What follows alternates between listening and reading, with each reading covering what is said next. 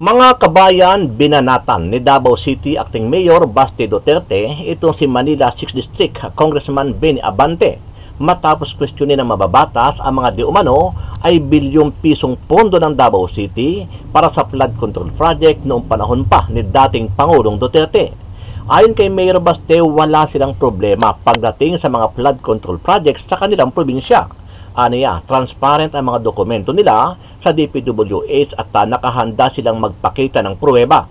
Dagdag pa ni Baste na kung may malaking problema, ito ay sa panig nila Congressman Abante at dapat imbestigahan ang kanyang distrito sa Maynila na siya nakakaranas ng malawakang pagbaha. Sumagot din. Hindi ko alam kung bakit siya sumagot, hindi ko naman siya kausap. Tapos natalo man siya. Kaibigan niya lang yung Comelec, yung tao na yan. Ba't ako makikinig sa kanya? Well, anyway, sinagot siya ng kapatid ko. Transparent naman yung DPWH at yung kapatid ko kung gusto talaga nilang tingnan. Wala kaming problema dyan. Kayo yung may problema, tingnan yung mga sarili nyo, mga ulol.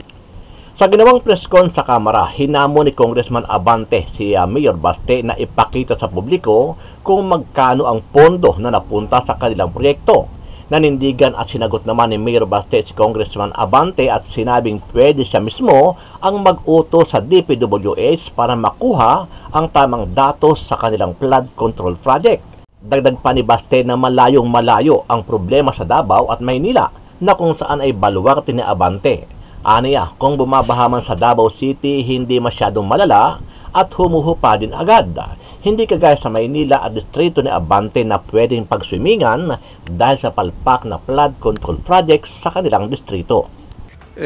Ako, ang suggestion ko kay Mayor Baste, tanungin niya yung kanyang kapatid na congressman, magkano ba ang pondong nakuha ni Congressman Pulong nung congressman siya nung panahon ng kanyang father? Magkano po yung nakuha? I-reveal niya kung magkano, kung saan ginamit ang pondong yan, kung paano ginamit yan, kung ilang bilyon ang napunta sa flood control project at kung bakit malaki pa ang baha at Davao. Pero ayon kay Congressman Duterte, kung gustong malaman ni Congressman Abante kung magkano ang inilaang pondo sa flood control projects sa Davao City, inuutusan nito ang Department of Public Works and Highways o DPWH District and Regional Offices na magbigay sa mambabatas ng opisyal na datos at halaga. Giit pa nito, walang nagbabagsakang flood control projects sa Davao City at wala ding ghost projects. Kung may bahaman, humuhupa rin anya agad, hindi kagaya ng mga swimming pool sa lugar ng Manila Congressman. Kung matatandaan, ibinunyag ni Manila Mayor Isko Moreno ang mga palpak na flood control projects sa Maynila, partikular sa distrito ni Congressman Joel Chua at Congressman Benny Abante kung saan ay umabot na sa halos 14 bilyong piso ang kabuuan na halaga. Sa kabila nito, patuloy pa rin na nakakaranas ang Maynila ng matinding pagbaha kapag dumarating na ang tag-ulan. Dahil dito, handa naman daw si Abante na paimbestigahan sa Kongreso ang problema na inireklamo ni Mayor Isko. Yun nga lang sagot ng netizen, kung sakaling magkakaroon man ng investigasyon sa Kamara, magiging transparent naman kaya ito. Gayong sila rin mismo ang mag-iimbestiga sa kanilang mga sarili. Hinamon ni Manila 6th District Representative Benny Abante si Manila Mayor Isko Moreno Domagoso na unahin ang distrito nito sa gagawing investigasyon sa flood control project sa lungsod. Ayon sa alkalde, mahigit 200 flood control projects na nagkakahalaga ng 14 billion pesos ang ipinatupad sa Maynila at lahat ito'y walang permit mula sa lokal na pamahalaan. Kaya naman agad na ipinagutos nito ang inspeksyon sa lahat ng naturang proyekto.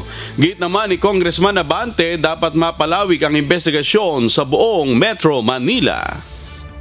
Suportahan ko yung sinabi ng Mayor ng Manila na papaimbestiga niya. I support that, no?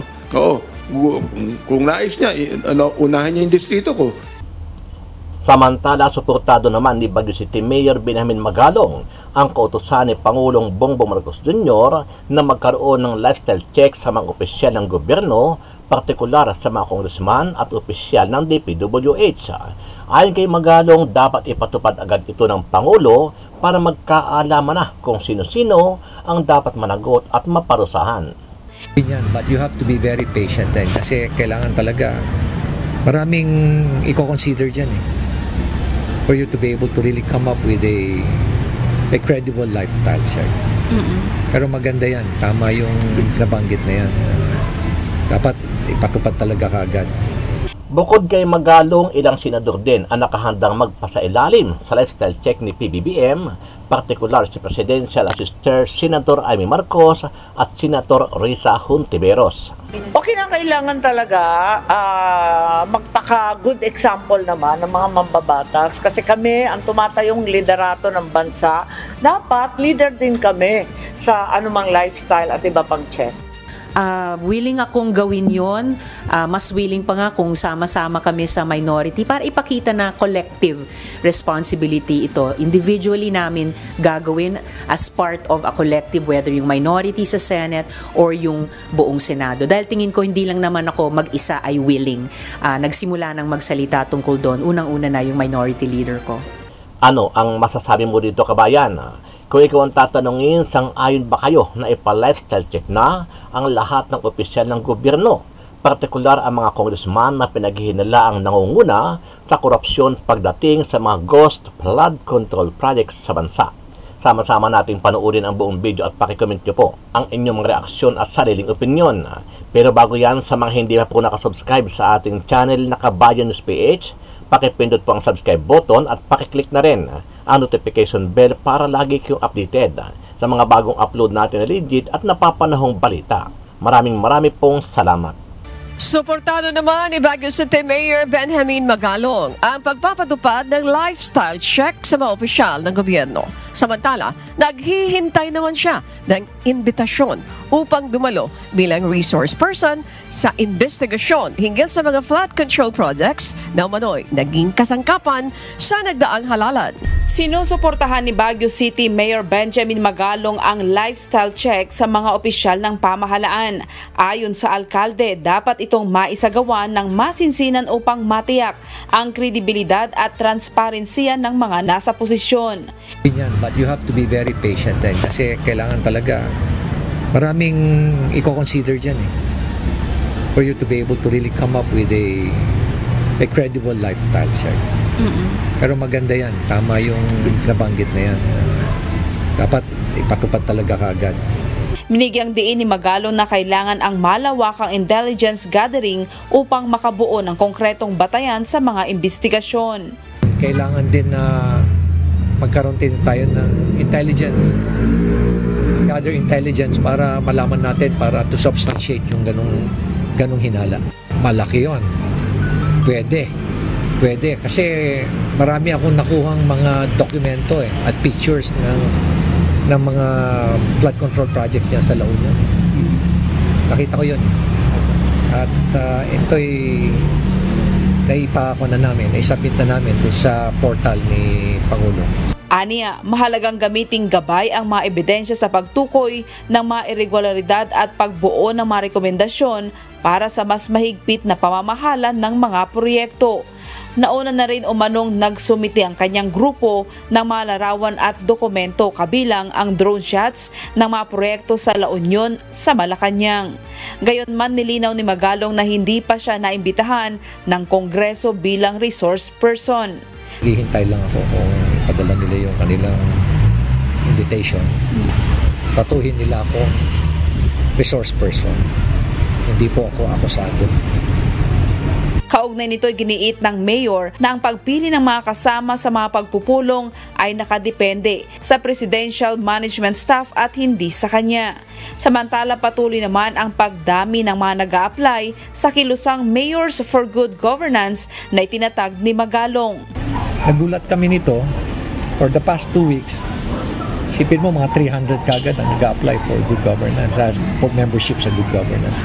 Ibig sabihin, gumaganda na yung about the awareness, and many mayors are probably convinced that this is actually the right way to govern. Pinuri rin ng alkalde ang pagbabago sa pananaw ng maraming opisyal hinggil sa kahalagahan ng good governance na dati hindi pinapansin.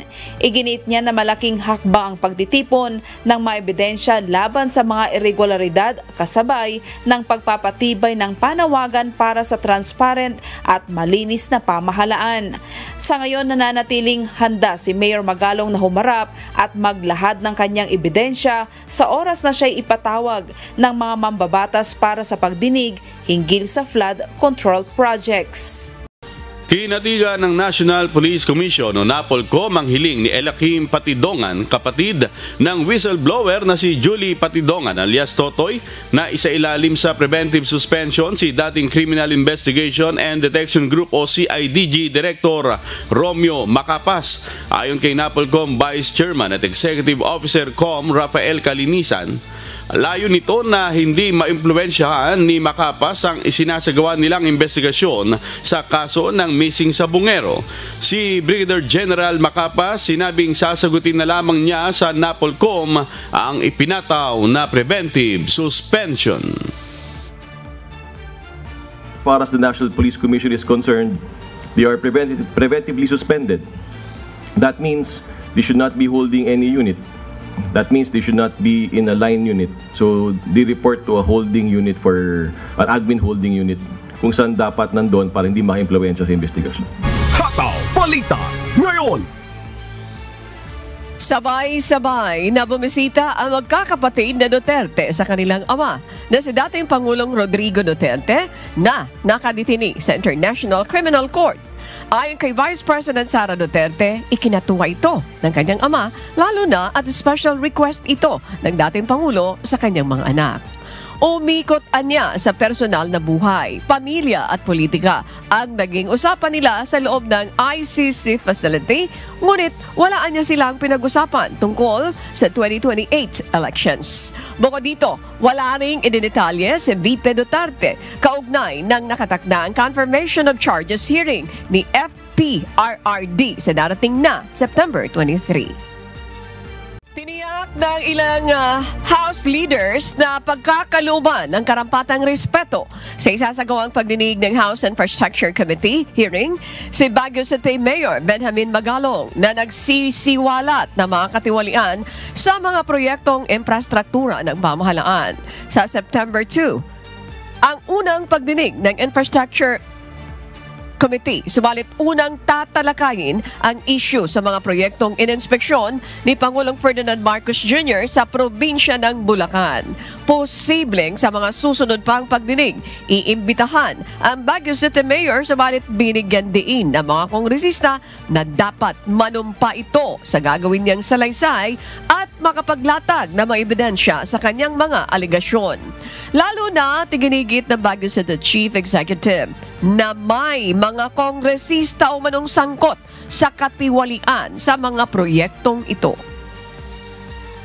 But again, the requirement for him to do this is first to do it under oath and particularly disclose the 67 lawmakers that he's saying that are contractors, and secondly, the list of lawmakers that he has na tumatanggap po ng 30 to 40% kickbacks, no? But if he will do this under oath, he will be afforded all the respect and dignity po sa pagpunta po sa isa pong komite po ng Kongreso. Nakausap ko na po si Congressman Terry dyan sa siya ang tatawag na investigasyon. Ang sabi niya sa akin maghintay lang siya. Maghintay lang siya. Aabot po tayo dyan sa ganyang investigasyon. I-question ka lang yun kay Abante. Any comment dun sa sinabi ni Abante about your comment na PR stunt lang, tapos eventually your brother na sumagot din? Hindi ko alam kung bakit siya sumagot, hindi ko naman siya kausap, tapos natalo. Alam mo, sa totoo lang, yan din ang sabi ko sa inyo, obserbasyon ko Kasi alam namin yan, kami po yung nagtanong nung Ang tanong namin, ano masasabi ni Baste tungkol doon sa I'm angry ni Marcos at saka yung sa useless ni Marcos. Yun yung tanong doon hindi naman yung tungkol kay Abante. Hindi ko alam bakit si Abante ang naging defensive. Man siya. Kaibigan niya lang yung Comelec. Yung tao na yan. Ba't ako makikinig sa kanya? Oh, yun. Grabe yung banat na yun, ha? O, pakinggan nyo. Sige. Marami tayo, mas masaya. Di ba? I-question ka lang yun kay Abante. Any comment dun sa sinabi ni Abante about your comment na PR stunt lang, tapos eventually your brother na sumagot din? Hindi ko alam kung bakit siya sumagot, hindi ko naman siya kausap. Tapos natalo man siya. Kaibigan niya lang yung Comelec. Yung tao na yan. Ba't ako makikinig sa kanya? Ayun. Yun Natalo ka naman. Hindi ka naman congressman. Dahil lang sa Comelec, kaya ka nandyan ngayon sa kamera. No, di ba? Alam mo, wala na talagang delikadesa ngayon sa mundo na to, no? Talagang wala na eh. Yung kay Torre, ayaw pang mag-give up. Di ba? Ayaw na lang mag-resign. Ito naman, talo na nga. Pagpipilitan pa rin talaga. Sinayaan ko ako yan, di ako papayag. Sabihin ko, ulitin na lang yung eleksyon eh. Kasi talo ka naman talaga eh. Tapos isasabihin mo lang dahil sa sabi ng Comelec, disqualify yung isa kaya ka nakaupo. Di ba? Dapat hindi ganun. Ayaw ka tuloy kausapin ni Baste dahil di ka naman daw nanalo. Well, anyway, sinagot siya ng kapatid ko. Transparent naman yung DPWH at yung kapatid ko kung gusto talaga nilang tingnan. Wala kaming problema dyan. Ayun. Kayo, yung may problema, tingnan yung mga sarili nyo, mga ulol. Yun. Mga ulol daw kayo?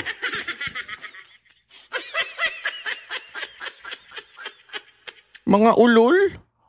Ano, Abante? Natawag kang ulol. Paano yun? Okay lang? Pambira, oo. Ay, nako. Ako hindi ko papayag nun. Hindi ko papayag nun. Hindi. Book good. Last question ba? Hindi, alam nyo mga kababayan, ito po kasi, para lang sa kaalaman nyo, hindi naglalakad na kami pagkatapos ng ulan. Yun yung pinag-uusapan namin ni Mayor Baste. Sabi niya, hindi naman siya yung kausap ko. Bakit siya sumasagot?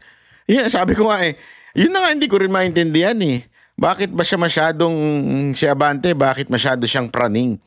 Hindi naman siya yung kinakausap. Ang sinasabi, PR stunt lang daw ni Marcos. Bakit siya sumasagot? Ano, spokesperson na rin ba siya ngayon ni Marcos? Gusto niyang palitan si Yusek? Anong nangyari? Bakit dumadaldal siya? Yun ang tanong ngayon eh.